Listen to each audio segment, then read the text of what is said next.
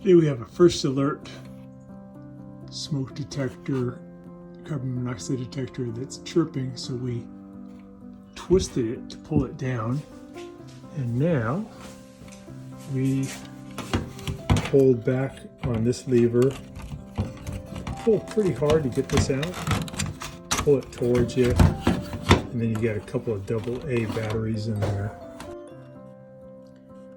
So you can just push up on this tab on the bottom to push the battery up a little bit, and then it's easier to get it out. So I'll push up on that tab, and then the battery pops right out. So when you're putting these back in, there's a little negative side here, sign here, and a little positive sign here. On a battery, this one's the negative side. The little thing at the end is the positive side. So I'm going to put in the first one, come in at a diagonal.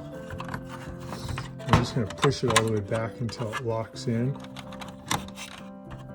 There's the first one. Second one, it's going to be a little nodule pointing up. That's the positive side. I'll put in the bottom of it, push it in until it locks in, and you're all done.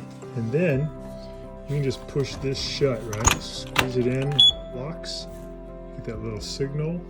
That's great. And then you can put it back up and twist it to lock it in.